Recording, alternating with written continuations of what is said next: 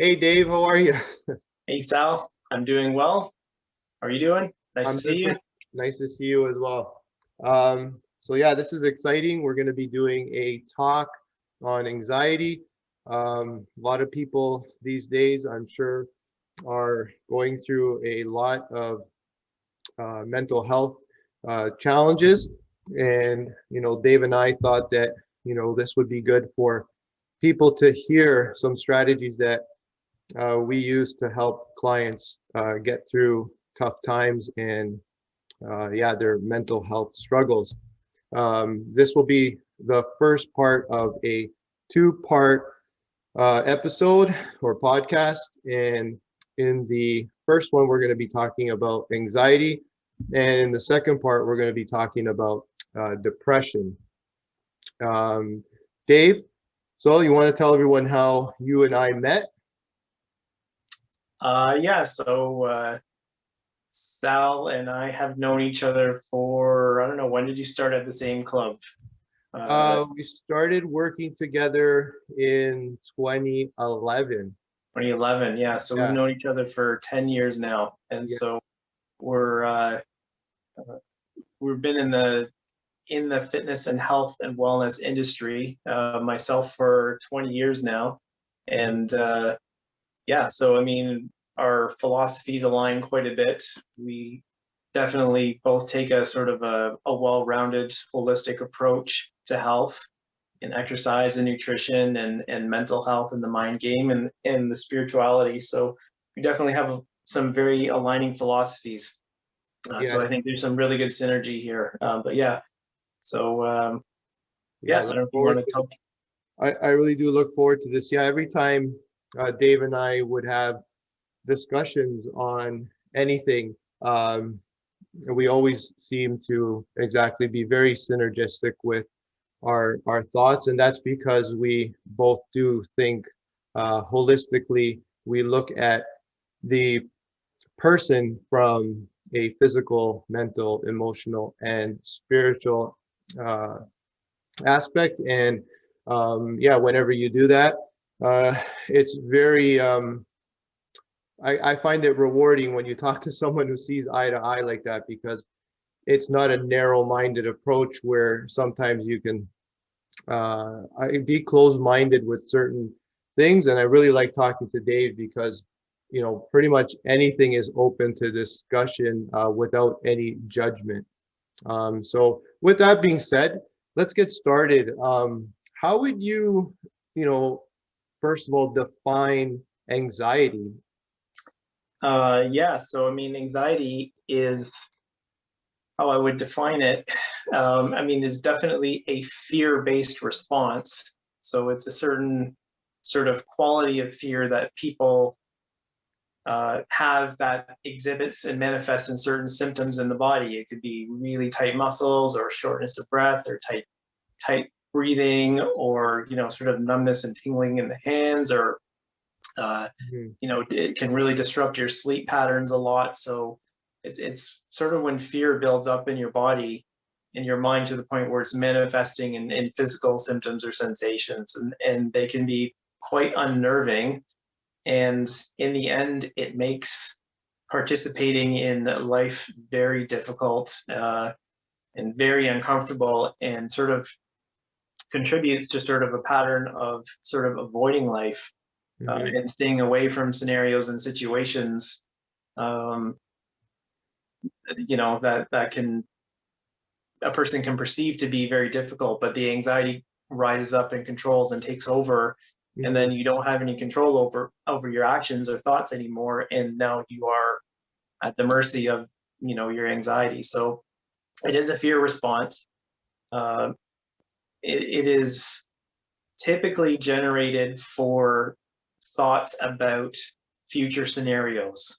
It's not always, but it's most of the time. It's you're thinking about things that may happen or might happen, or if you're thinking about a scenario that's coming up in your life and you don't know how to deal with it. But it's typically things that are not always 100% within your present moment.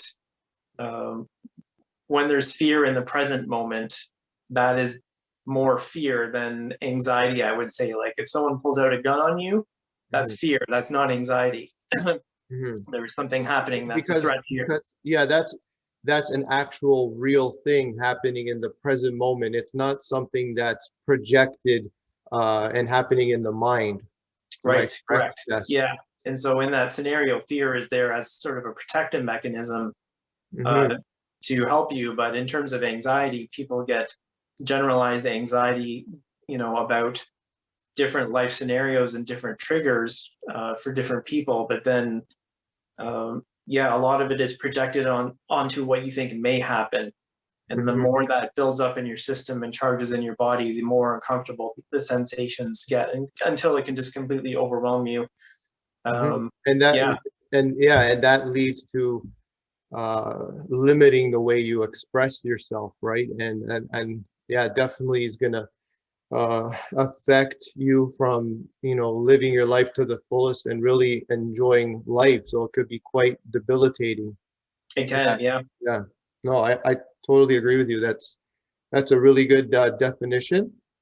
Um, now, you know, you yourself, do you have like any instances where you suffered from anxiety and struggled with it, and really, what have you done to sort of handle it when it comes your way, or what have you done in the past to sort of overcome your own personal struggles with anxiety? Right. So yeah, I had anxiety for about 10 years that I knew of, probably longer that I didn't know of because I was just not self-aware enough. I would always avoid situations or be afraid of situations and keep away, but I wouldn't have known that it was anxiety at the time. But Mhm. at some point, my anxiety did get really, really bad to the point where I was having panic attacks. Mhm. And so this was probably maybe 2000. The worst of it, I would say, was 2005 through 2013, Mhm. probably in that range. Sort of that 8-year period was the worst of it. But yeah, I got to the point where I was having panic attacks. Um, if I was just home by myself, the anxiety would just well up, and then I would just start crying into a pillow or screaming into a pillow so my neighbors wouldn't hear me, and I would just be like, what the fuck's going on? Excuse my Mhm. language. What Mhm. what is this? Like, I have no idea. And it wasn't until it got that bad that I really, really questioned, why is this happening, and what's going on here? So Now I did. sorry, I don't mean to, now you said, you put your head in a pillow and screamed, um, so no one would hear you. Does that mean that you sort of didn't share this with anyone? Did you like bear this struggle on your own, or you just mean like you didn't want anyone outside of maybe some close friends or family that did know to hear you, or again, was it something you uh, took on completely solo? Yeah, no, I have sort of a lone wolf mentality, Mhm. uh, and I'm also, I would say, I was not comfortable discussing it with anyone. I think there's a secondary aspect to any sort of mental health struggle. It is just the not having the strength to be vulnerable Mhm. with how I was really feeling around other people, Mhm. either for fear of judgment or whatever reason. But yeah, I did not share or talk about it with anyone, and it really affected not only just my general life quality, but my relationships with people as well. Because then, when you're in that state, you just distance yourself and wall yourself off from everybody, right? Because you don't want them to see how you are or how you're behaving, or in my case, maybe that I was experiencing weakness, or however I wanted to define it at the time. Yeah, so no, I didn't really share it with anybody. And it wasn't really until later that I really even started opening up about it to my wife or my family, right? Mhm. I mean, I have mentioned it to my friends in passing, but not even really in even great detail. Mhm. So yeah, no, there's definitely there's a part of you that just closes off and walls off, but that just makes it worse. Right? I think, correct me if I'm wrong, it's, I went through something similar with my depression, which we'll talk about in part 2, but as Yeah. males, in our era, even more so than today, I think we sort of, as guys, talk more about superficial things like sports and so on and so on, and not so Yeah. much shared our feelings with one another. Whereas I think, that was happening maybe more with girls. They would talk more about how they felt, whereas with us, we, like you said, we were more like lone wolves, and we wanted to project strength and that we were strong. And so yeah, you could also even develop an anxiety of people figuring out that you are weak and that you are struggling. Right. So because again, that makes you a weak male, and that's the last thing that I know for myself that I wanted to share with others. And yeah, definitely not comfortable doing that, because then you'd be made fun of or picked on or whatever it is. Again, these are just projected worries, because it would happen. I mean, it would happen when someone was different in any way. They were picked on in school. That was our era. Right. Yeah, that happened on a daily basis. So I think that did contribute as well. But Yeah. sorry, yeah, go on. Yeah. Or just the suck it up buttercup kind of mentality. Yeah. Right? Yes, exactly. Yeah. Um, Okay, that's really good. Thank you for sharing that. Um, the other thing I want to say is, in 2017, 284 million people suffered from anxiety globally, making it the top mental health disorder. In your opinion, why do you think that is? Why do you think anxiety is the top mental health disorder in the world? And it's probably worse today, I would imagine, with this pandemic and people locked up and cooped up in their homes. Yeah, so again, yeah, why do you think it's the case that anxiety is number one? yeah. I mean, I think part of that number, and I do think it's bigger than that number states. Mhm. Part of that number, I think, though, is that we are a little more aware of it than we used to be. So I think maybe the numbers were high in the past, but people were just not talking about it. So Yeah. the number might have appeared smaller just because it was just swept under the rug or whatever. Right? Yeah, just like we talked about, people are not willing to share their struggles. The mental health is something that is only they just started talking about mental health recently. When I was Yeah. growing up, you and I were growing up, they didn't really talk about it. It wasn't Yeah. something that people discussed.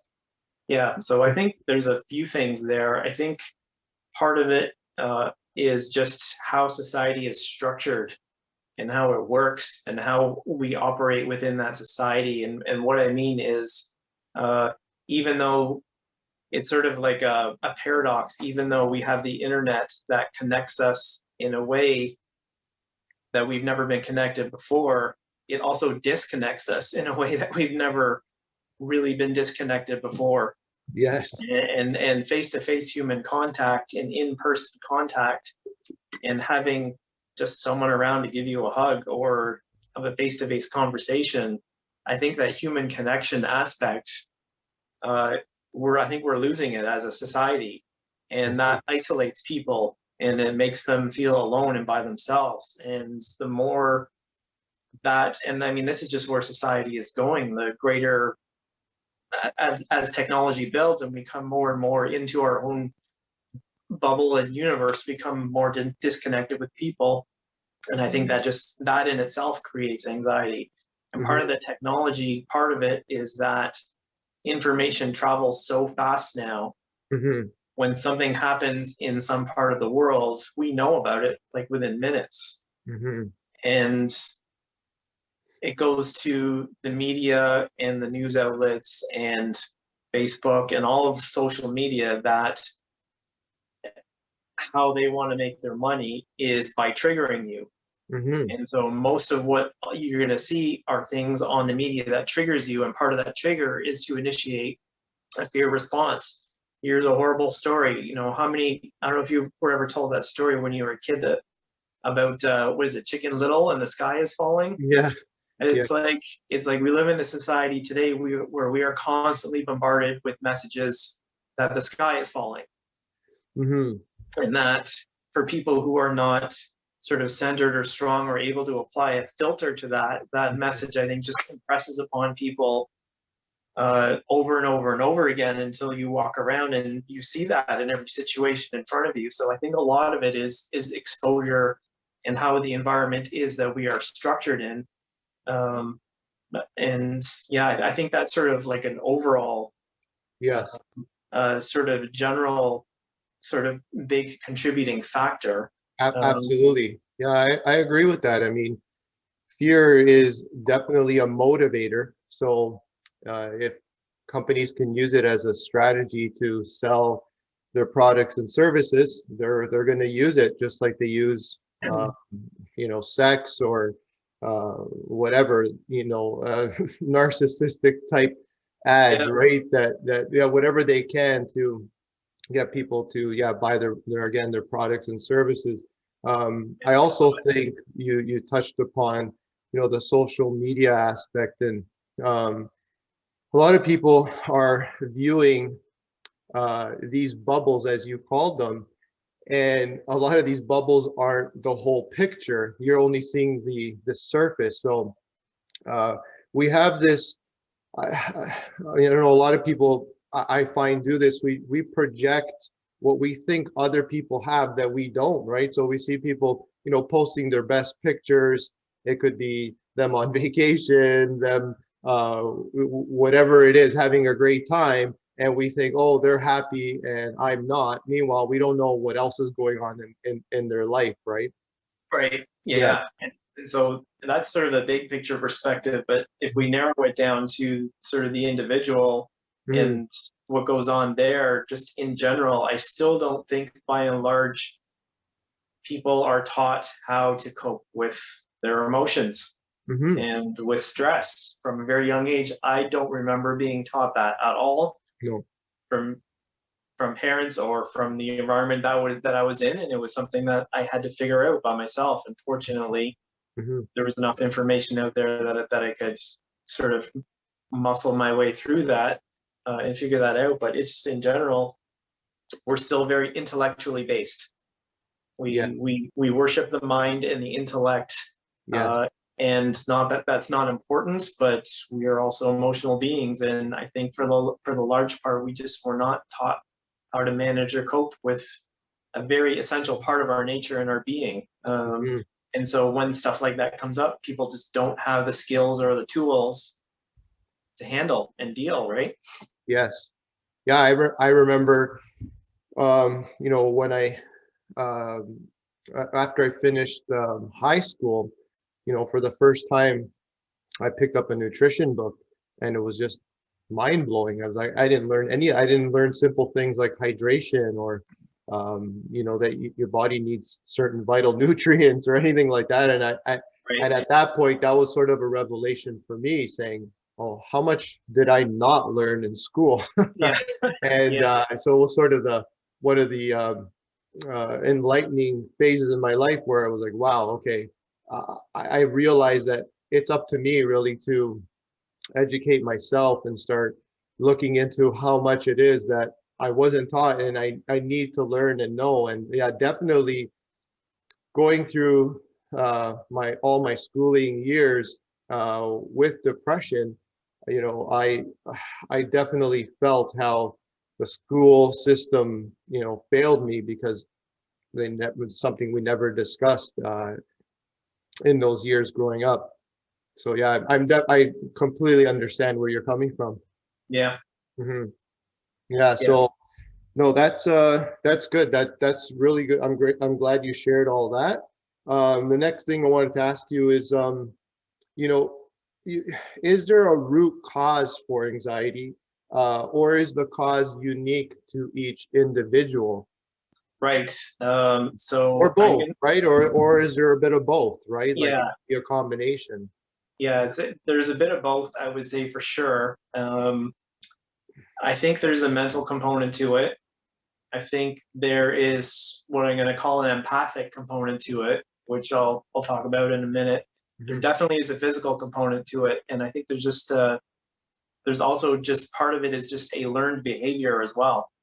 mhm, Um, so let's start with the mental part of it, as we talked about earlier. Is there is a fear response that happens in the body, and first in the mind, but sort of when the mind just winds up and focuses on something over and over and over again, and a thought repeats over and over again, that sort of generates a charge in your body, which is your emotion, which are your emotions, right? And but even though the thoughts generated in the mind, emotions are generally held and stored within your body, and that's what causes the physical manifestation of the symptoms of the tightness in the chest or the difficulty breathing or the hand shaking or whatever. That's just mhm, emotional energy that's coursing through your system.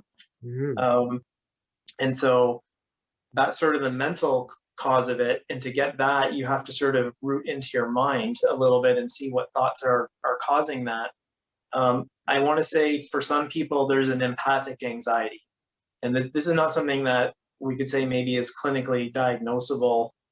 It's maybe not as acceptable, but in my own experience, it's been true. We feel what other people feel. Mhm, Some people don't, and they're called psychopaths or sociopaths, but in mhm, general, most humans have the ability to tune in to what mhm, other people feel. And I think there's a few that are very, very sensitive to that. It is a special gift that they have. mhm. And if they're not taught or told that, then that gift can overwhelm them. And you can walk into an environment and be totally overwhelmed by the energies of that environment. And Yeah, and become a curse. It could yeah, become a curse, right? yeah, Yeah. exactly. And I think because they're, especially like in a pandemic, Mhm, if someone doesn't have anxiety in general, but they're one of these empathic people, they just tune in to what's going on all around them and they're surrounded by this. I think that's a separate cause than having your own thoughts generate your own anxiety. I think people can just tune into the collective and the fear of the collective and everybody around yes. them, and it can just bury them if they don't know how to establish separate boundaries. So, again, that's not a clinically diagnosable one. And again, I should mention I'm not a doctor. Yeah. uh, I can't clinically diagnose, and this information is not intended to diagnose. I'm just talking about my own experiences here. Yes. uh, Physical, we do know certain nutrient deficiencies can contribute. Vitamin B12 is a big one. Mhm, People who, even if you look at symptoms of low B12, you'll see anxiety come right with that. mhm. Um, so anything to do with the nervous system, which is B vitamins, B12, low magnesium. People that have Yeah. really low magnesium can be really prone to anxiety because magnesium and calcium, they're both very calming minerals. So certain nutrient deficiencies or low-grade deficiencies can contribute to that state of being, and they can the symptoms originate in your body through your nervous system Mhm, through the nutrient deficiencies. And if you're not getting enough B12, which I know when I had my anxiety, part of that was because I was getting low B12 on my blood tests. That was a part of it. And so I could connect the dots there. But when you give your nervous system, when you don't give your nervous system the right, nutrition, it can start to get really fired up and wound up, and it can just charge your body up, and you can just be like, handshaking, hyper all the time, and that can be sort of a cause or another contributing factor. mhm. And then, like I said, I think learned behavior. I think kids that are very young, they're sponges. They just see, and they, monkey see, monkey do. That's how they learn and how they absorb information. And I think if they're around a lot of other people that are anxious or exhibit that type of behavior, they can just pick it up and learn, and Mhm, and just think, oh, this is just how it's supposed to be. This is my normal. This is the normal response to that situation, and they don't know any better. mhm. So yeah, I think there's part of it could for some people be a learned. Um, but either way, that imprint then still goes back to it will still create their own thoughts about fearful responses to scenarios that they will still have to manage. So yeah, I think causes are different. There's similarities. I still think the whole picture has to be taken into account. Whether it's the nutritional component or the mental game, I think you still have to come at it from both. I don't think you can just isolate one and say it's all this or it's all this. Again, for me, it's always looking at the whole picture. Yes. To see what's going on. Yeah. Yeah, that makes a lot of sense. Absolutely. Sort of leads into the next question, and you may have, answered it, to a certain extent. But are there certain triggers, and what are they, like, that will, make you, like, you may have a bit of anxiety, but like take it to the next level, right? Are there certain triggers that you should look out for if you do struggle with anxiety? And what are the things that, I guess, the way I would ask is, how can you be mindful and so the next time you come across, oh, whoa, be careful, that may, take me to that, extreme point with my anxiety. So I have to make sure that I avoid it, or do the right thing to basically, handle it better, or whatnot. Yeah. So, I mean, in terms of triggers, everyone's going to have their own separate trigger to the point where you then get generalized anxiety disorder, where everything is a trigger. Yeah. Because some people get to that point where Yes. they have so much anxiety that all of life is a trigger. Going outside is a trigger. Going to the store is a trigger. Talking with your mom on the phone is a trigger. Like Okay. everything. Yeah. So there, for some people, I guess, to that point where everything's a trigger. But in individual situations, it's different. I mean, for some people, I know there's general classifications. I don't know all of them, but for some people, I know social anxiety, just being in social situations, can be a trigger. I know for some people, work is going to be a very big trigger. And then like interpersonal relationships can be a very big trigger. There can be just some people, when you're going to be in a room with that person for whatever reason. I guess that might go back to social, but this is very specific to like a person in a specific relationship. So there's broad categories, and then there's the generalized anxiety disorder. But in terms of, I guess that leads into the first step, is just becoming aware of what your triggers are, right? I mean, you can't really fix something. I won't even say fix something. You can't really manage it until you're aware it's there. And that was part of my problem, is I was not aware of it until it got to panic attacks and everything that happened that was leading up to that. I was just clueless. And so, building self-awareness is key. And I guess we're going to talk about that in a bit with strategies. Yes. Yeah, I'll get to that very soon.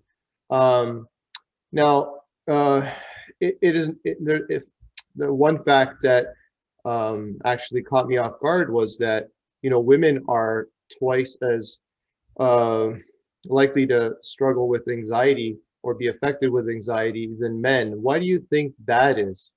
Yeah. I think in general, so I'll give you an example of someone who I know, who once told me a story about how she was chased down by men one night on a city street. And whenever she walks around, she always has to look over her shoulder. And that would never, to me as a male, I would never occur that if I were walking down the street, that I would just have to always look over my shoulder to see if someone's coming out to get me or something like that. But I think just in general, women have been treated pretty poorly due to their sex by males and society due to their sex, for sure. And I think that second class or being treated as less than, and even abuse, I think leads to something that a lot of women just carry around with them all the time. And I mean, it's also harder for women. They've had to fight a lot for equal rights over the years. And so not being treated the same in the workplace, not being able to get jobs or being equal pay. Like there's a lot of struggles that women go through that men do not go through. And that sum total of struggle just adds to the burden that they're carrying as a woman. So I think there's just a lot more to it there than, and maybe as men, we just can't really recognize that, or not even recognize, but understand that, just because we haven't been in those situations, right? So yeah, I think there's, that's the first thing that comes to my head. If there's anything else you want to add, you can jump in there for sure. Yeah, I would agree with you. I think, and I would agree with the stats. I don't know if it would be double. It could also be, and I may be wrong, it's just sort of a thought. My theory may also be, again, men just not willing to share or be vulnerable. And yeah, so that could affect the numbers. So yeah, I don't know. That's probably the only thing I would add, is that women, are more willing and open to talk about their emotions. I find, even just with my clients, and whereas again, yeah, men just have this more reserved nature, and they tend to hold things in and try to tough it out, or whatever it is, go at it alone. And yeah, things are changing, but that may contribute to the lopsided numbers, because I just can't see, because once you and I are very non-judgmental, and we're great coaches, and we've learned to break down the barriers over the years with people. And once I start getting comfortable with some of my male clients, they really do start to share their struggles, because I start first and tell them what I went through, and then once I do that, it's kind of disarming for them, and then they realize, oh, okay, this guy's not gonna poke fun or jab at me or whatever it is, and then they start to just relax and say, you know what, I have this struggle, and then they start confiding in me. And then it's like, but if it was a questionnaire that they were filling out randomly, they probably would say, yeah, I'm fine, right? Whereas they have a lot of problems they're dealing with that are buried underneath whatever walls that they've put up around them. Yeah, that's the only thing I would add. But yeah, great points about definitely women have to deal with a lot more fear than men. I totally agree with that. Yeah. Yeah, even collectively, like you were talking about being empathic.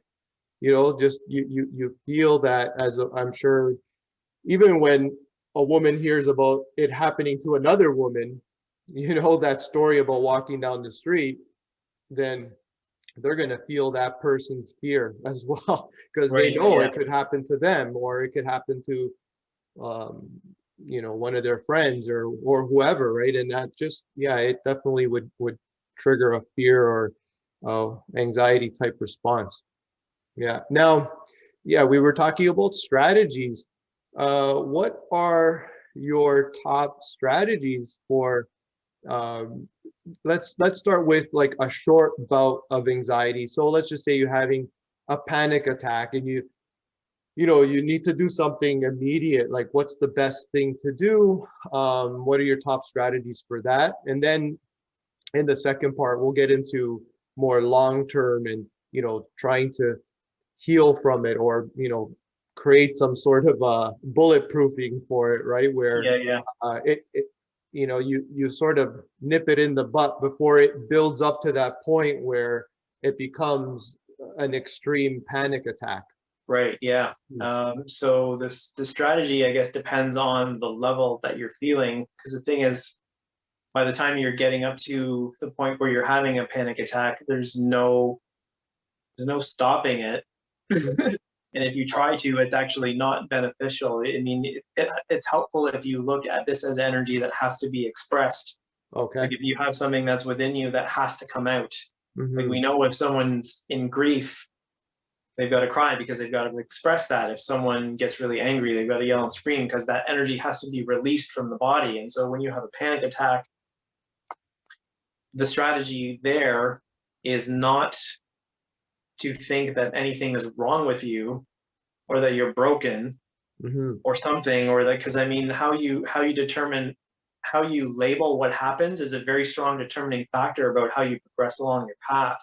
And if you go in this with judgment, thinking that, you know, something is really wrong with you and that, you know, you're so inherently wrong that you have to be fixed, that puts you sort of in a very disempowered place. And so if you just look at a panic attack as just energy that has to be expressed from the body, and this is the body's natural way of discharging all of that excess energy. And so when the panic attack comes, you just have to let it happen and write it out. And then afterwards, that's when different strategies come into play. But with the panic attack itself, you just kind of got to write it out and let it happen. I think suppressing it actually makes it worse in the long run. Unfortunately, there's some social barriers towards expressing that. But even if, you know, like when I had them myself, most of the time I was in the privacy of my own home and I could get that out, and that was my way of releasing that. But just in general, I would say the simple thing to tell yourself is to breathe it out or to burn it off. To keep it really simple. And when, you know, there's sort of like a level of hesitation or doubt, if you don't face it or deal with it at that point, it continues to magnify and turns into, you know, restlessness or anxiety. And if you don't deal with it at that point, then that's when it builds up to like a panic attack. So depending on where the spectrum you are, if you're at the point where it's anxiety, you know, you're going to have some symptoms. Your heart rate's probably elevated. Your adrenaline and cortisol levels are probably elevated. And your body's probably really tense, maybe shaking. Those are the same things that would happen during exercise. Right? And so when you have this excess energy build up in your body, when you're at sort of the borderline between anxiety but before panic, the best thing to do is move your body. And this is how you discharge the excess energy. And this is I think where I was really fortunate, because I had always had a background in exercise. And I always had that body awareness of when I just had to move. And so one of the strategies that I used, and I still use it all the time now and I love it, was just to go hiking, right? I would just have all of this energy built up in my system and I would just go on a hike. And nature is a really good tool for this because it helps settle you down. But even if you can't go for somewhere for a hike, just go for a walk and just walk it off, like move your body. And that helps discharge the energy. And you just do that and eventually it passes and you might feel a little bit better. It's not going to be it's not going to cure you instantly, but it's a strategy that you can use in the moment to sort of regulate what's happening. And the key is that if you are choosing to walk or hike or do some type of movement, the key is that it's your choice. Right? You're taking power over the anxiety and saying, no, I'm not going to let that anxiety make my decision for me and make me go, you know, hide under my covers or whatever, or just avoid. You're actually choosing to do something and not letting that anxiety, you know, control you. So when you're in that anxiety state, movement is probably one of the best things that you could do. I am going to qualify that though. Very high intensity movement, at least in my experience, only ever made things worse. And so when back at a time where we were working at the gym, the same, you know, health club, there were times when I would try some high intensity workouts and I would feel a trigger coming on. The shallow rapid breathing is a trigger, and you can get that through some type of exercise. And then I have to bolt and go into the bathroom in the back and try and settle myself down because the high intensity exercise was a trigger. So you're getting those heart palpitations and all kinds of that tightness in your chest. I mean, if you're exerting yourself, that's definitely going to make it worse. So light exercise is definitely the key there. So light exercise, like lower intensity but longer duration, because it took a while to burn off some of that excess energy, or even yin type exercises like yoga or stretching, like things like that, because there's so much tension that builds up in the body. those types of exercises help kind of release that energy from your system and get it out. So the exercise, I think, at a certain point is good, provided you're not overdoing it. And then once, you know, if you can develop enough self-awareness to strategize and sort of not strategize, but become aware of when the early onset of the symptoms are before they build out of control, like when you're just at doubt or hesitation, you know, maybe you're just a little fidgety, maybe you've got a little butterflies in your stomach, maybe you notice your hand tapping or your foot tapping, like those low grade early symptoms that are showing you that something's going on in your head that you've got to deal with. That is a really good time to do breathing exercises. And I found that breathing really helped. There's a strong connection between your breath and your mind. If you can breathe and slow your breathing rate down to about between 4 and 6 breaths a minute, then that is a really potent tool when anxiety is at a low level to really sort of manage that and bring your thoughts down. And that kind of goes along with meditation as a long-term strategy. But in the short term, I think breathing really helps when it's at a certain level. If you're having a panic attack and you're trying to breathe it out, it doesn't work. Unfortunately, the energy has to do its own thing and run its course. I really like what you said in the beginning about expressing the energy. I think that'll help a lot of people, like that your body's naturally having to go through this process, right? If you look at it as, oh no, something's wrong with me, then that'll only increase your worry or anxiety and make matters, you know, worse, right, on the whole situation. So I think that I mean is something that people should really let, you know, that sink in, because saying it's okay, a panic attack is your body's natural response to release all of this built up or pent up energy, and just sort of let it happen, go with the flow. And just to sum it up, take control through light exercise and breathing. I mean, that's amazing advice, Dave. That I think will help a lot of people, so that they don't feel like they're not in control and something really bad's going to happen to them because they're going through this. This is, you know, a response that anyone who has anxiety and panic attacks goes through. And again, that's just going to help people be more a little bit more comfortable to it when it does happen, knowing that it's a normal response. Yeah, and I think the thing is, when it gets to a high level and you're having panic attacks, then there's an associated fear of the expression, because society is still pretty tight. There's a tight cap on what is acceptable in terms of expression for society. And if you're walking down the street and all of a sudden you have a panic attack, there's a judgment that you're going to have in your own head about how all of these people are looking at you and judging you. Yeah. And that just makes it even worse, right? Yeah, it's a trigger. and it becomes, then the panic attack itself becomes another trigger, where now you're walking around being afraid that you're going to have a panic attack in front of other people, and that's just going to amplify things. So there's that sort of point where you can get to. But yeah, it's just expression of emotion. That's all it is. And here's where I don't like the definitions. And I know we'll talk about this a little bit later, but you know, when someone loses someone, like say your parent dies and you're grieving, it's naturally acceptable to grieve and to cry, right? We say that's fine, that's okay. We say getting angry to a certain point is okay.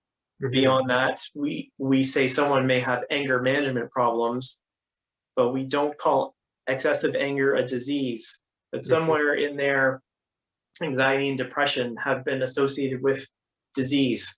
Or, you know, I mean, now they call it mental health instead of mental illness, you know, mental illness, quote unquote. But grief, anger, depression, anxiety, they're all just human emotions. And to take one or two of them and separate them out and say that all of a sudden they're a disease, or you've got an illness, I don't know if I 100% completely agree with that. They can certainly make life very difficult and unmanageable, but I don't know that it's an illness or a disease from that perspective.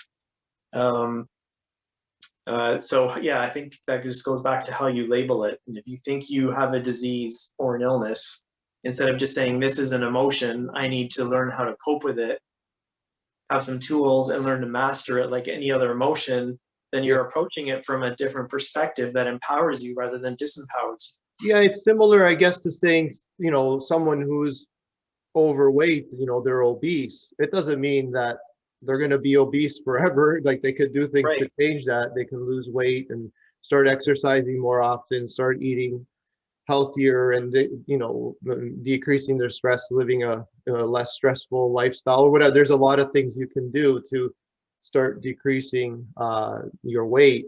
So yeah, no, I agree with that. I agree that, yeah, we like to label things as if, you know, they're, which when you do label it, it's almost like, okay, it's out of my control.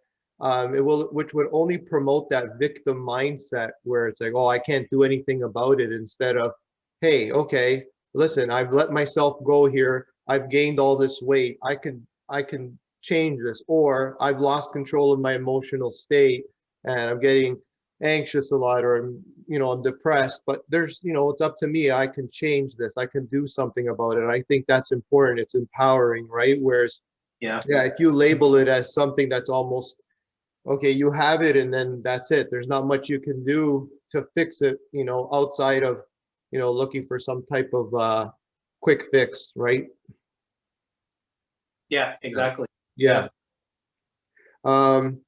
Yeah, no, that's really good. Well, I guess just maybe to tag on to that point a little bit is that, so I mean, if anxiety and depression, anger, grief are all just emotions, the thing is, they are what make us human. There's reasons for them. Usually there's some type of lesson associated that you grow and empower yourself when you overcome and master that emotion. They're necessary part of our growth process. But as soon as you take one emotion and you try and inhibit it or suppress it, you can't really do that without suppressing all of the others, right? And if you suppress one and say this is a problem, then in a way you almost have to take all of them away, because then all emotions are problems. And let's just, you know, take a pill or do something to numb ourselves out and not feel anything, and just kind of, you know, walking dead our way through the rest of life. So yeah, I think there's just that whole, I mean, I guess we'll talk about it later. There's maybe a role, well, we're talking about supplements and medication and stuff like that. But in terms of suppressing, I can't agree with that in the long term. I think that's a short term regaining of balance or equilibrium. Yes. Yeah. We will talk about that very soon, actually. Yeah. The thing I wanted to ask you next is what are your thoughts on sharing struggles with others, like family members or friends, and, you know, you think it's a good idea or a bad idea? Like you yourself said in the beginning, you know, you went into your room and you yelled into your pillow and you dealt with it on your own because you feel like a lone wolf. Yeah, what strategy, is it different for everyone, or do you think it is helpful to share it with others? Yeah, so I do think it's helpful for sure, but you've got to pick the right people to share it with.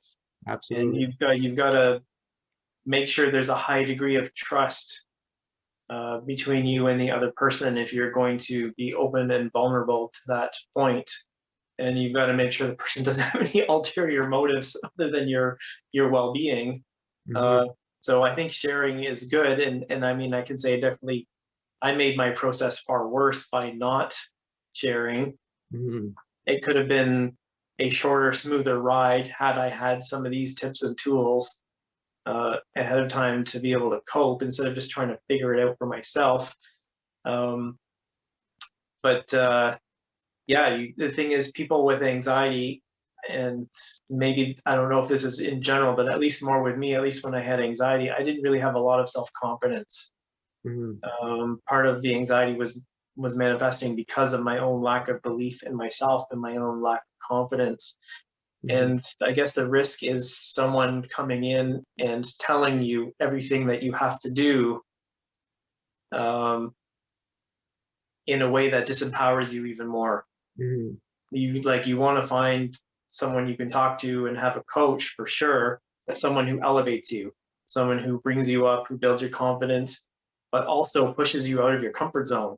And that's the thing. And when you have anxiety, balance. yeah, it's a fine balance. When you find some, if you get someone and you're talking to them about it, and let's say you're just afraid to go to the store because of COVID, right? That's a general anxiety that I think a lot of people are going to have. At some point, you have to get back to living your life and having someone you can share and discuss with.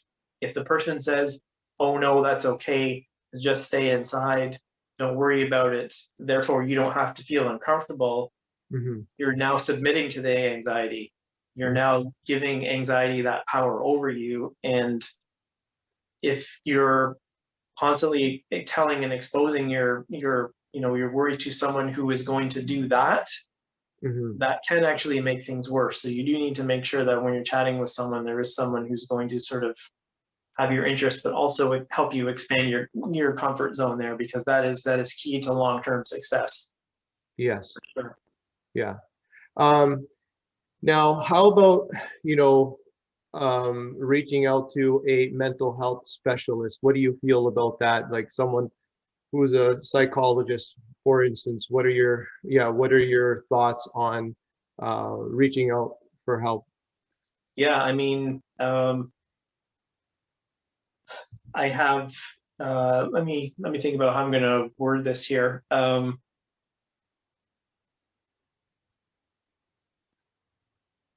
You have to do what feels right, and it's not my point. It's not it's not within me to tell someone you should or should not see a psychologist, or you should or should not see a psychotherapist or start meditation. You have to find one that resonates with you and that you feel comfortable with, but you also have to, as you go along, check it and balance it and make sure that the process is working for you. So some people, a psychologist might be their way, and that's fine, and that works for them. For me, it was meditation, was probably the key thing that helped me. But for some people, it might be psychotherapy, it might be seeing a spiritual counselor, it might be seeing a psychiatrist. But just know if you're going down the route where someone's going to prescribe you medication, it is my perspective that that's just a short-term band-aid to help you regain control. Yes. In the long run, unless there's some deeper psychological issue that's not anxiety but associated with that, or some other issue, ideally it's my perspective that you want to sort of wean off the medication over time as you learn to develop coping skills and tools and ways to just empower yourself and take control of the anxiety itself, right? So who a person chooses is up to them, who they feel comfortable with. I would never say don't see a psychiatrist or don't see a psychologist. Some people are very medically based, and that's who they trust, and that's their way of seeing the lens through which they see the world, and they will automatically not trust anyone who does meditation. But also vice versa. Some people are so meditation based that they automatically don't trust anyone who's in the medical profession. But there's a lot of people in the medical profession that are good people and they do want to help, right? And so who you choose is up to you, but you just have to check it and make sure it's working over time for you. You want to try to take the best from both worlds if possible, right? Like if it's a serious situation where you need immediate attention, it's meditation is something that does take time to learn that skill, right? And whereas if someone was one wrong choice from ending their life or something like that, something drastic, then and a medication could save them. I definitely think it's you don't want to rule out any side, because they all serve their purpose for depending on the person's unique situation. Yeah, so yeah, I definitely agree with you there. Now, there's a term that I heard. I'm an avid tennis fan, as you know. We often discuss tennis, but a super coach, which was a coach that has been in, they were a tennis player and they were in, like, championship matches and so forth and so on. And so now they've become a coach for a player. So they call him a super coach, because they've been through it and they won. They actually faced the challenge that, the player is going to be facing today. What are your thoughts on super coaches for mental health?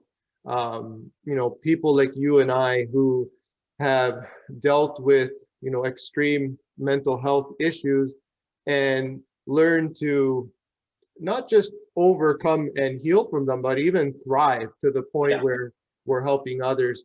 What do you think, people like you and I can bring, having that experience?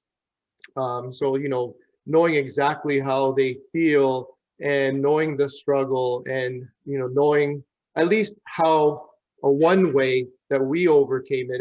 It's not definitely the only way or the way that's going to work for everyone, but do you think, what do you think we can provide really that maybe someone else who is a professional but hasn't really been through what those people are going through, like we have? Like, what do you think the advantage is there, or do you not think there's an advantage?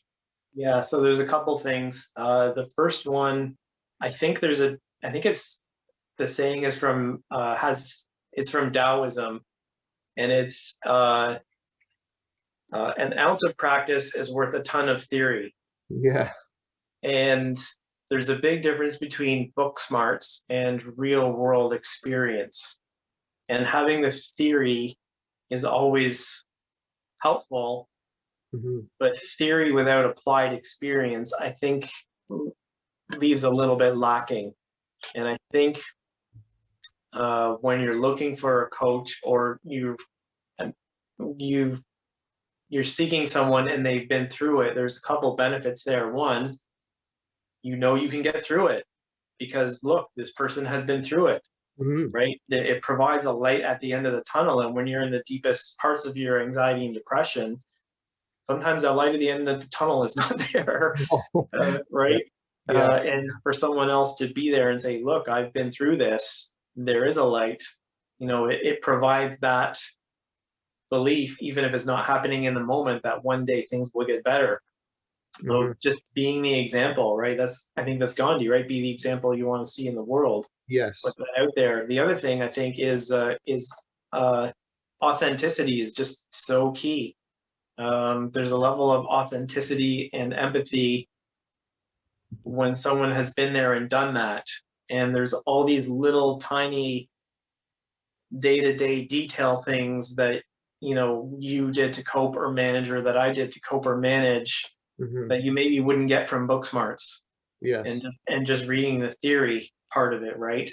So I think there's a level of authenticity and sort of just empathy and connection that that person understands that you've gone what they've gone through, and you really understand what they're going through, right? It's not just like a computer talking back to you that's just monotone and putting everything down to data, different data points.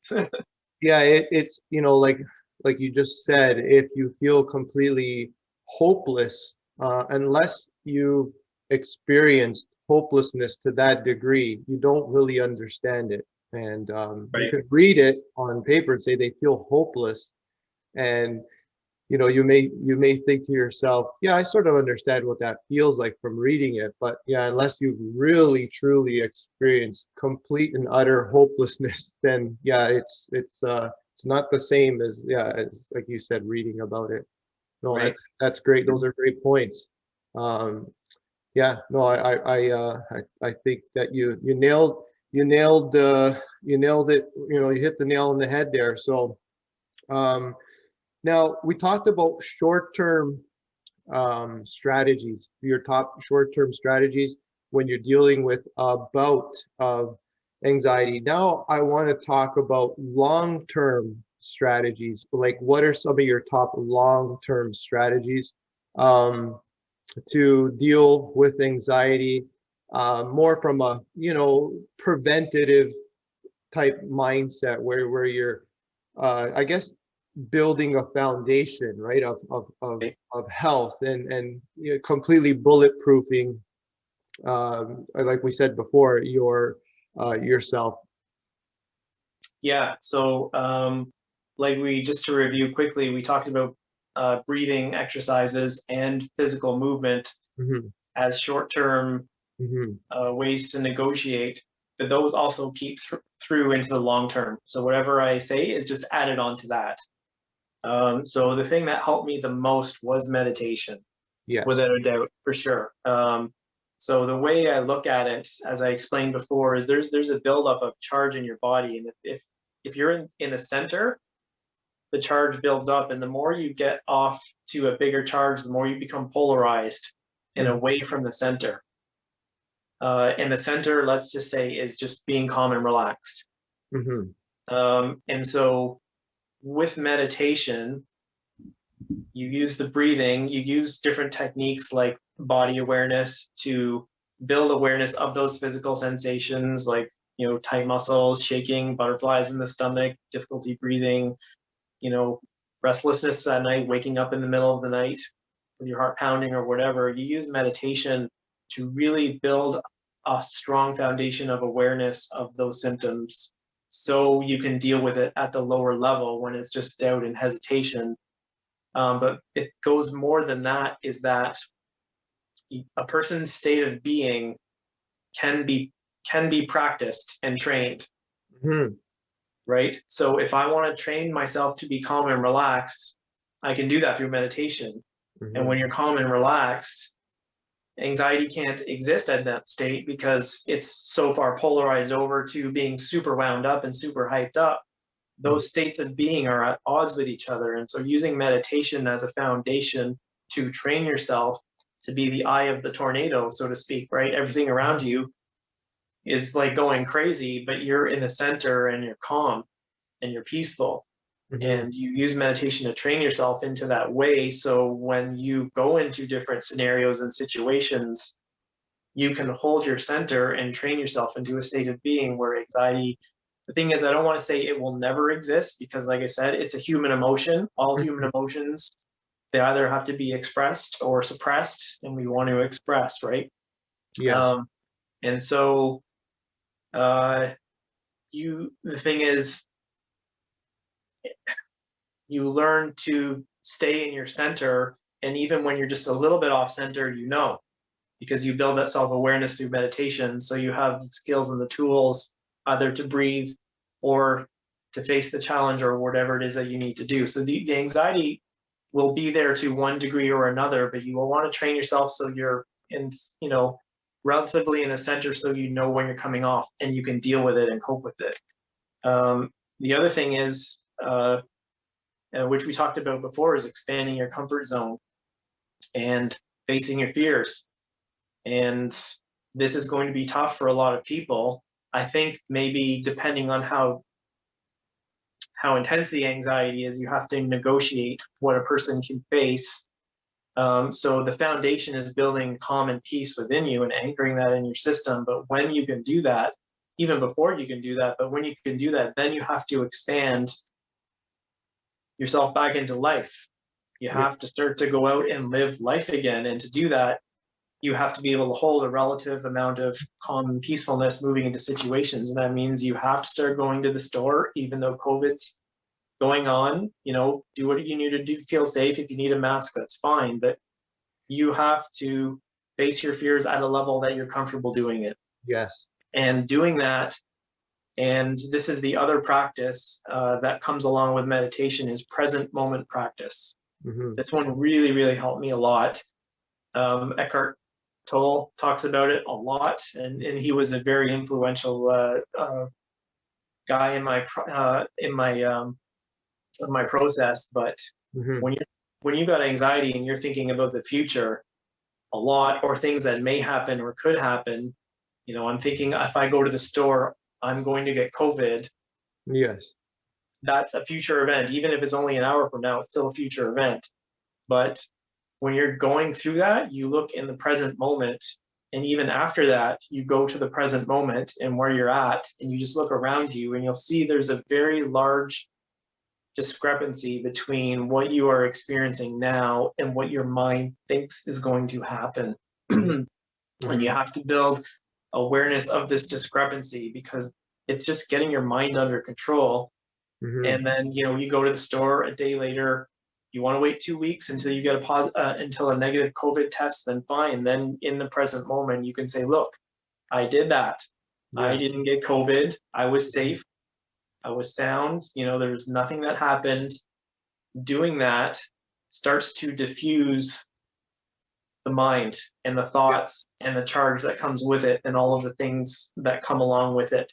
So really, really stepping into the breath and just being aware of what's around you, and learning the discrepancy between that and how your thoughts are just going way out of control and into catastrophes.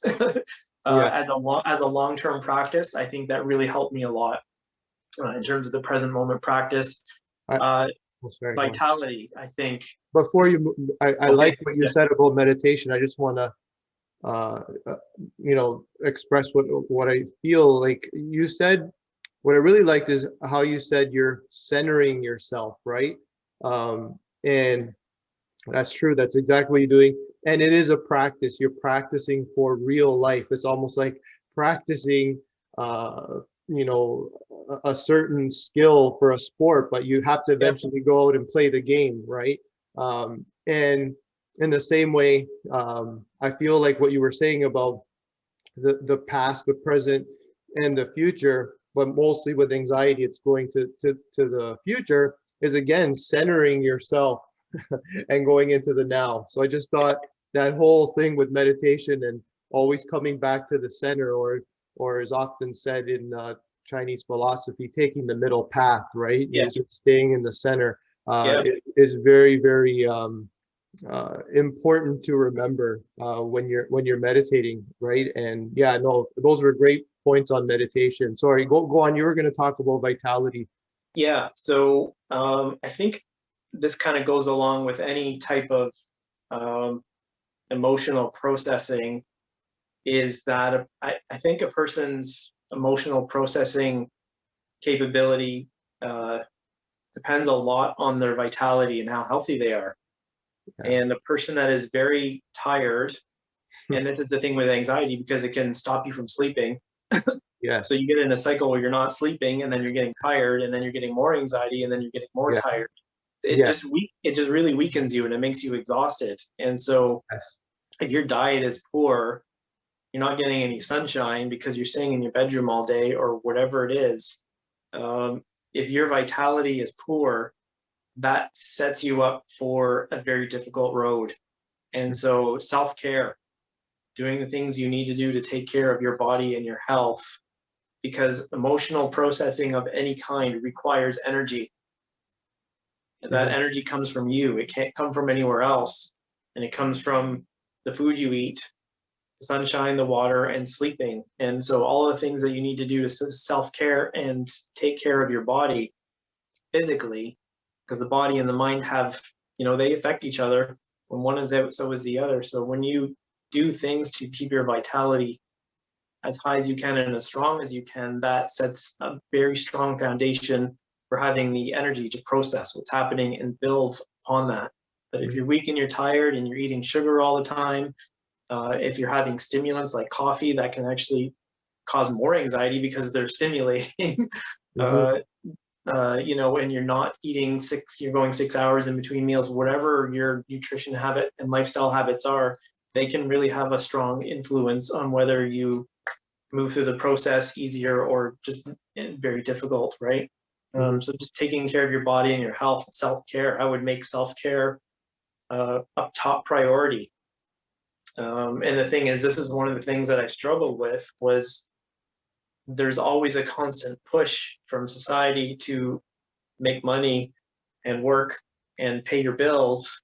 Mhm. And I actually had to consciously step back away from that and choose to work at a reduced rate so I could take care of myself. Mhm. And if I was just going to keep working to the same degree, it was never going to get better, or it was just going to be a lot longer. But Mhm. uh, I had to then also face the fear of not making enough money to pay bills and all that kind of stuff, right? Yes. So whatever you have to do to self-care, and sleep is really, really key here too, right? Especially with anxiety, because of the lack of sleep it can cause. And this is where exercise, I think, comes in, because if I was staying up at night or waking up for a few hours or not going to sleep through most of the night, if I would go for a very long hike or do something that would just burn that energy off, I would be tired enough that I could sleep the next night. Mhm. And even though it sucks and you don't feel like doing it, you get in this habit of doing your activity so you are tired enough to sleep at night so the anxiety doesn't wake you up. You discharge that energy so it then doesn't wake you up at 2 or 3 in the morning so you can actually have your sleep. Sleep is really critical for any mental health issue, right? I mean, you don't Yeah. sleep, your mental health deteriorates pretty quickly. Mhm. Um, so yeah, the sleep is really, really key for that, and making that a priority along with your entire self-care regime. But you have to put yourself first. And for Yes. some people that can be difficult, Yeah. but putting yourself first in this type of situation is absolutely key, because if you can't help yourself here, then you're not really going to be good for helping too many other people in any way, right? So yeah, you got to make yourself a priority. So that uh, I totally agree with that. I mean, I created V10 Health because I learned early on. I mean, we did a lot of the same schooling as well, private schooling. And often they would show us these vitality charts, and you would see that, as a person's vitality went up, the less they had to face symptoms and disease, right? So it was a direct uh, correlation between, vitality, and it was like an inverse relationship between vitality and disease. So yeah, you definitely, as you build up your vitality and you get higher on the, V10 scale, the less you're going to have to worry about anything, right? Any of these symptoms. So that's a really, really good point, a good approach to healing, and really dealing with the root cause of a lot of these issues. yeah, I think I'll just add maybe one other thing is that Mhm. in addition to that, there's you have to regulate information input and the environment and how you relate to that. And so Mhm. we talked in the beginning about how much fear and trauma is in the news and how much that imprints on people, and like all of that you have to filter out. You've got to learn to establish a strong filter and recognize when you're in your center, you can feel when fear comes at you, and you just got to learn to establish those boundaries, and even just turn off the TV, turn off social media, or just whenever. Not only that, but just being in environments and in situations and being around people Mhm. that elevate you and boost you. So you do have to sort of manage your environment a little bit as well. I think that that is key for long-term success until you build the strength to then return Yes. to those environments and still be able to hold strong and in your center. And I think in the end, breaking that pattern of avoidance is really key. But um, when you come out the other side of anxiety, the gift is confidence. The Mhm. gift is self-belief. Mhm. The gift is self-discipline. The gift is, putting yourself first and taking care of yourself. Like there's all these gifts that come at the end of it Yes, that expressing yourself, peace, joy, love, you exactly, know, but you yeah. you never see that when you're in it. Mhm. But when you go through it, and that part of the way of looking at this is a transformation that you're going through. The anxiety Absolutely. is there as a launching point for an inner transformation of growth and change that you're going through. Mhm. And as you go through the process, there are gifts at the end of it like we talked about, and you become a new person, you become a better person, you become strong, you believe yourself, you can walk into most situations and just be like, okay, I can handle that. It's not a big deal. Like, Yeah. you know, things just bounce off you and they don't affect you the way that they used to, right? So yeah, it helps if you just look at the overall picture as a process of transformation, and that there is reason to it, even if you don't know what the reason is, and there is benefit to it, even if you don't know what that benefit is, but you don't see those until you come out the other side. Yeah. Yeah. Challenges basically are opportunities for growth, right? Right. And Yeah. and the end of that growth are gifts, like you said, special Yeah. gifts. Yeah, Yeah. everything that you know, I guess intuitively, that are not there, and that you know, like they should be there. Like everybody talks about joy and peace and love and all these amazing, wonderful emotions, and it's like, wow, I'm not really feeling these. Why am I not feeling these? Right? So Right. you know that as a human being, we can all experience these, and if we're not, we're like, well, there's definitely something wrong with me, and I gotta find a way to heal and get to that state where I can enjoy these wonderful gifts that life has to offer, that Yeah. being human has to offer. Exactly. Yeah. So I think there's a line from one of those, I can't remember the movie, but it's Morgan Freeman and what's the guy from The Office? You know, where he plays God. Morgan Freeman plays God. Oh, I First, know it.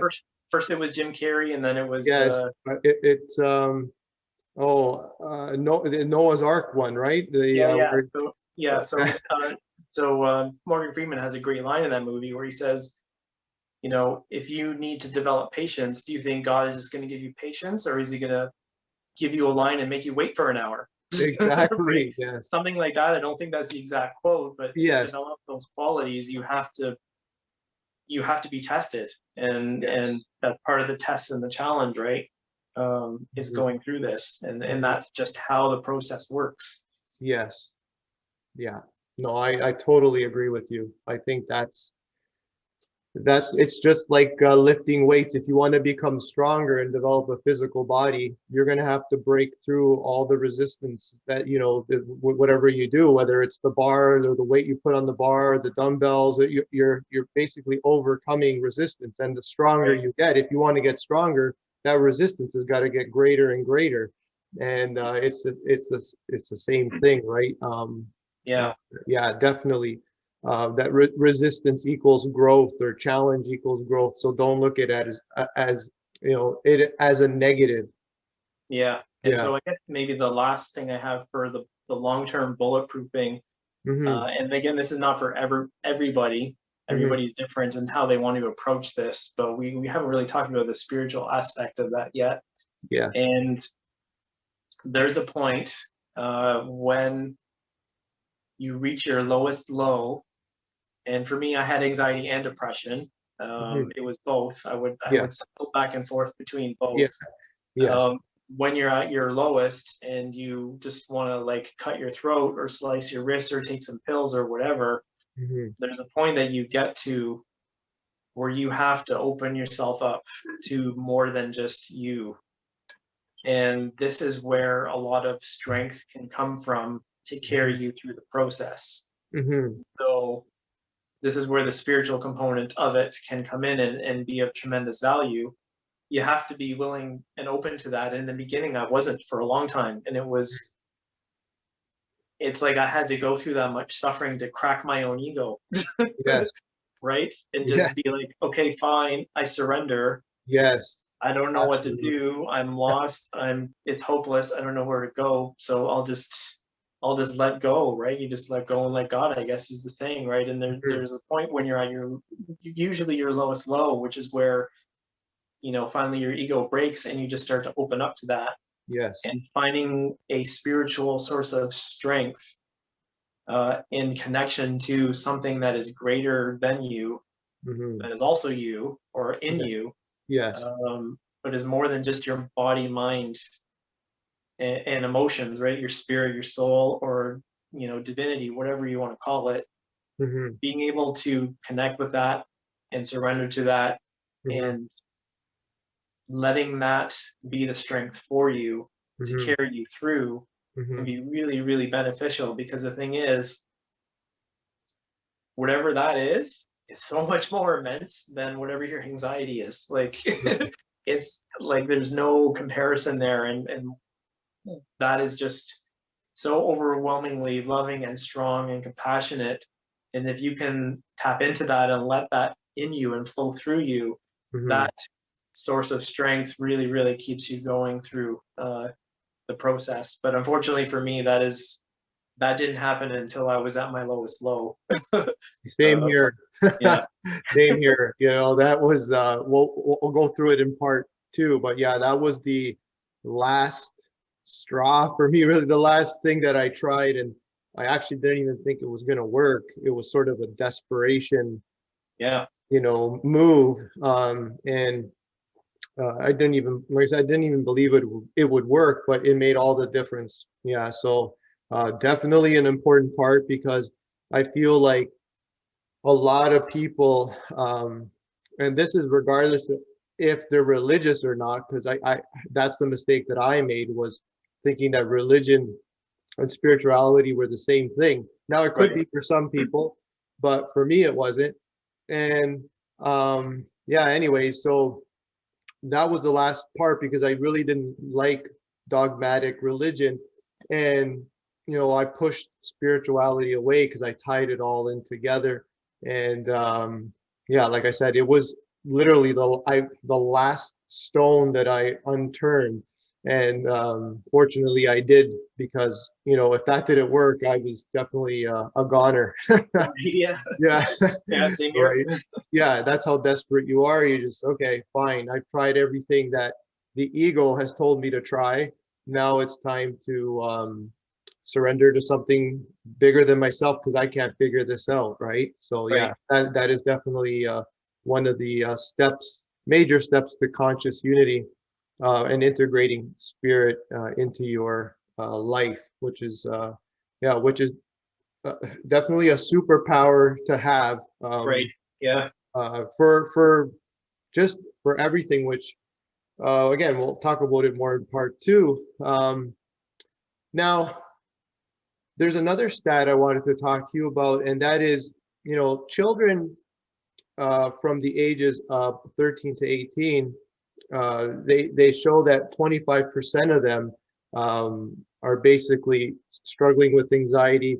What would you what would you say to that demographic, being so young? Right. So I would first say something to the parents, Hmm. as large influencers of their kids, for sure. I think, as we talked about before, I think there are maybe are some people that sort of enable the behavior Hmm. by saying, "Oh no, don't worry about it.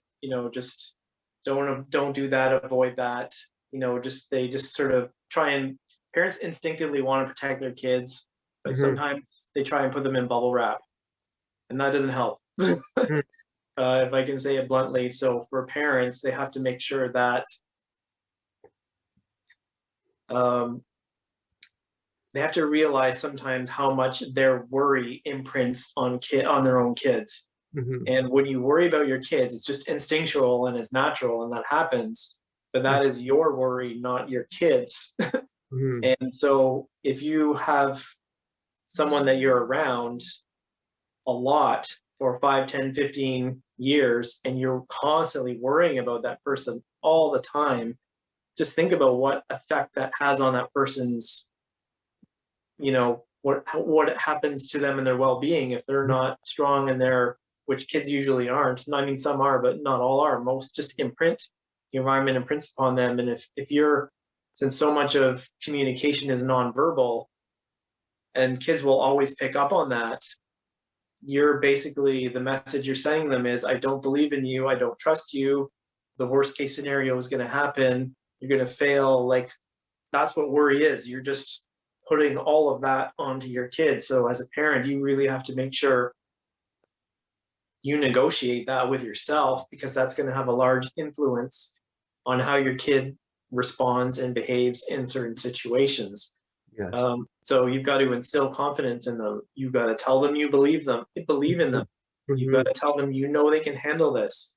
You've got to say, be strong. Like, and when they start to get nervous about stuff, you have to be able to push them out of their comfort zone when it's appropriate. And you have to know when it's appropriate and when it's not, obviously, right? It's not every situation, but I think the role of the parents, and there just does seem to be that mentality today of bubble wrapping their kids to try and protect them, when that just weakens them in the long run.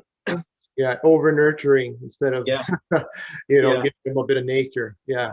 So it's just getting reining in that inherent protective mechanism to a point where it's balanced and correct, as opposed to overdoing it. So for, I don't know, maybe for the kids, maybe you can speak a little bit more on that. Like, what would you say to your kid? I guess, how old is your son? He's 12. Yeah. So he's right there. What would you say to him or other kids his age in that situation? So, in my situation, because I dealt with mental health and, overcame it, healed from it, and I've been, in the health industry for so long, I realized that it was very important to shape his, mind and heart and emotions, everything, like from a very, very early age. So I did exactly what you were saying, right? Built up his confidence, always said, you have an amazing bright light. He's got a really big personality. And I said, I always want you to, shine brightly and express yourself, never hold back, right? And things like that, right? So I think it's more of a long-term approach. It's not something that you're gonna fix or whatever overnight, or look to do. Like, a lot of parents want to do that. They see their child suffering, like you said, and they want to jump in and help out and try to fix the problem immediately because they don't want them to suffer. But like we talked about before, suffering and challenges, those things are okay. Those things serve a purpose to build a strong character, because once they do get through it, and of course you being there by their side, saying like stuff like you said, believing in them and so forth and so on, once they do get through it, you got to understand that if it is a process and it's longer and they do get through it, it's not a quick fix, then they're going to be better off for it, and they're going to be able to handle it as the pressures increase with schooling and picking a career and all these other different challenges they're going to face. They're going to be better off for it. So yeah, really thinking of it as a long-term process, not something that you're going to fix immediately. I think that really is the key thing, because once you really teach them what we've talked about today, and you want to empower them, really. You want to let them know that they're in control of their emotions, and that, don't allow circumstances to throw you off center, right? Teach them about mindfulness, about meditation, about, how to handle these situations. And it's okay if they become overwhelmed at times, but at least they're aware that they're being overwhelmed and losing control. And that's the first step, right? Awareness is really a great thing. Once you realize, like, oh, I don't feel well, I'm completely overwhelmed, I'm off center, right? That, knowing that is great. Knowing that you need to work at centering yourself and dealing with these situations better. I think that's the beauty of it.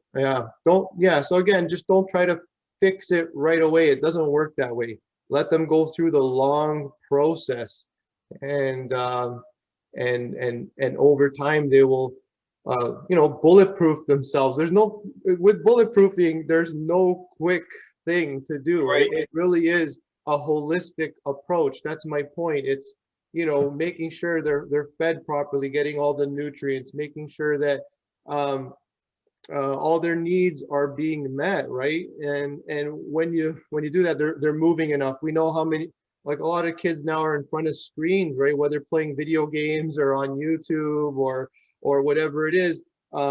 Yeah, so just getting them to move more and socialize more with actual kids instead of, again, in front of screens. So yeah, Yeah. you're getting more sunlight, spending more time in nature. Again, a holistic approach will help them deal with anxiety and other issues.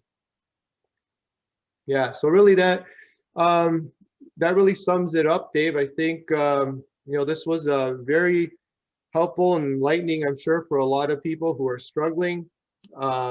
I just want to thank you for your time. Thank you for sharing all this invaluable information. I think you really can help a lot of people. If someone wanted to reach out to you and connect with you and just continue this discussion on a one-on-one basis, how would they do that? And what's the process with your coaching? How does it all work? How do you how do you get started with Dave, for instance, if someone was interested in that? Yeah, so my website is awakeningenergy.net. Mm-hmm. And you can contact me. My email is there on my website, and you can contact me through email. And then after that, it's just a matter of sending me sort of a short form or written, type out this little description of your situation and your scenario and what's happening and what's going on, and then just send that to me, and then I can look over and qualify, and then we can get started and get going. But like you said, it's a long-term process. Find the tools in the short term to help regain your equilibrium immediately, but then building that foundation so you're rock solid over the long term. Mm-hmm. Yeah. Okay, cool. Well, thanks again, Dave. Yeah. Have a great day. We'll definitely do this again soon, obviously for part 2 on depression, and we'll do sort of a role reversal where you ask me questions and I'll be answering, and hopefully even more so in the future. If people found this helpful, leave a comment. Let us know what you think and what you want to hear. Again, Dave and I are very open to discussing, anything to do with health, whether it be physical, mental, emotional, or spiritual. We've faced it all and we've discussed it all. So we want to share what we know with you, and we'd be happy to do so. So yeah, again, just drop us a note. Thanks, Dave. Again, have a great day. We'll touch base very soon, and look forward to doing part 2 on depression with you. Cool. Fantastic. Nice chatting with you, Sal.